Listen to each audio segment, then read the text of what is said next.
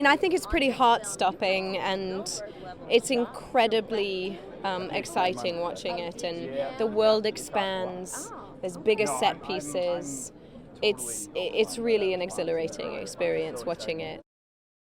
We really needed this when this world expands. How did other people fare in this climate? And so you find out, through Killian's character and Jaimin Hansu, and we're just so fortunate to have worked with those actors because we needed someone of Killian's sort of ability and dexterity as an actor, to come in and just knock it out of the park. And he's incredible in the movie and a sweetheart. So it was wonderful to invite him and Jaimin into the family.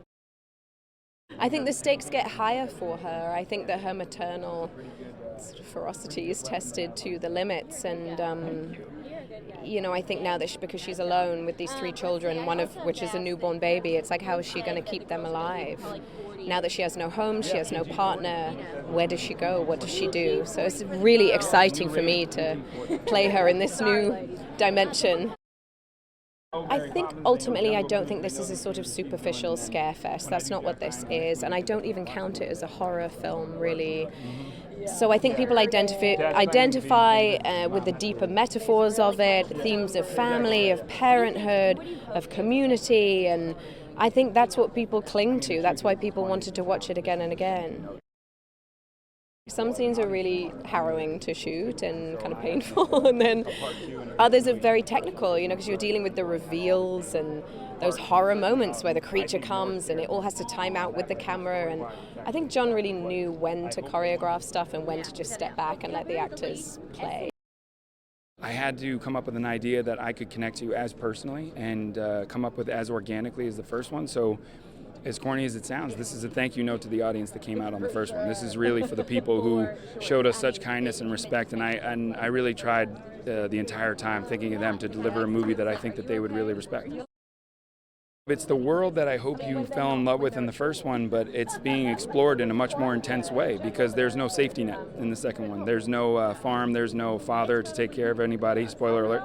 And at the end of the day, I think that this is really about venturing out into the unknown. And I think it's about growing up, and I think it's about these kids taking the reins. And if the first movie was about parents for their kids, this is about kids for their parents. I'm so lucky to be a part of a cast like this, let alone helm a cast like this. And from Jaimin Hansu, I've been a fan of forever. But in particular for me, Cillian Murphy, I've been the biggest fan of his for as long as I can remember. Even when I was a waiter, I was watching that guy and hoping I could be him one day. So the fact that he's in my movie, he's pulling off something that's very difficult. He's playing in a morally ambiguous character, hopefully a heroic character, and someone that you may or may not trust. And I think that that's really hard to do. And I just can't believe I got one of the best. I think you're going to be really scared. The truth is, I think, again, organically, you're more scared because you care about these characters. In the first movie, you were getting to know them. Now you know them. You don't want anything to happen to them. The sound's much more intense because you know the rules of sound. And so it's almost like my point was to make the audience part of the movie. And because they were part of the first one, I put them in the seat of the second one, and now they're actually walking through the world just like Emily and the other cast members. He's amazing. He's quite surprised me the way he would give notes. They were sort of more like emotional notes. Not so much line reading, and so that's kind of surprised me. It was the first time getting notes from an actor-director. They left you, sort of free of changing the lines however, it suits you. It's sort of like sets the stage of, the environment. I really think it's not so much the creature. I think it's really so much about the social relevance of how we cope with one another in this day and age. The sound in itself is a character in this film, and so that's why it's great to see on the big screen. I think that it's very physically challenging to be on set because it was very much action oriented, but it was also so much fun to be reunited with the cast, and we never had a boring moment. Oh, I think that Cillian and I worked really well together. I think we have a lot of our process in acting. It seems very similar, and he's a very down-to-earth person. And it was, we also had a lot of common hobbies in real life, so it was really fun, and we could work a scene together really quickly. Diamond.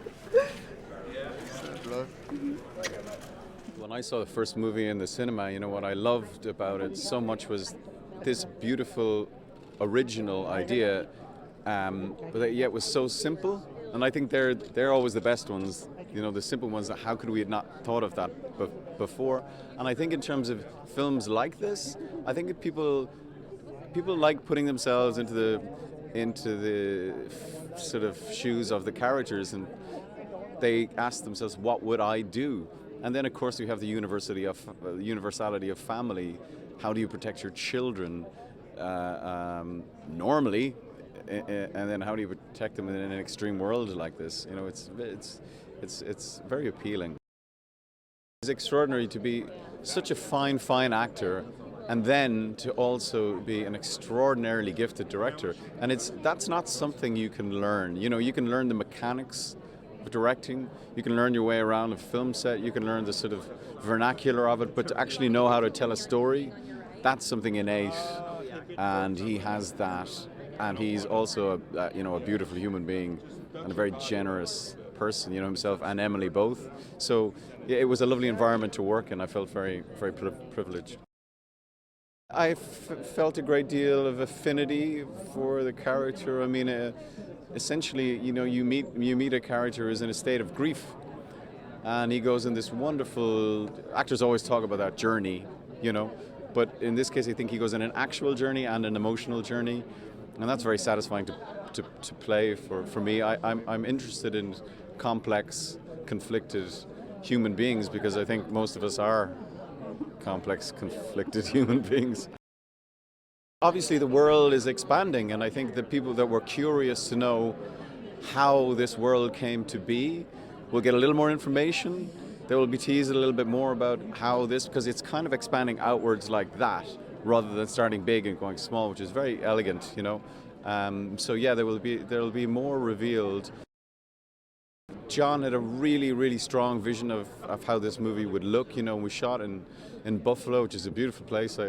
I really enjoyed working there, but they have a lot of these old disused steel factories, and they look like some sort of ancient civilizations, and we shot all on location, and they sort of become a part of my world, my character's world, but it still has that kind of sort of weirdly bucolic atmosphere that the first movie did, in that this would be a beautiful world if it wasn't for these creatures.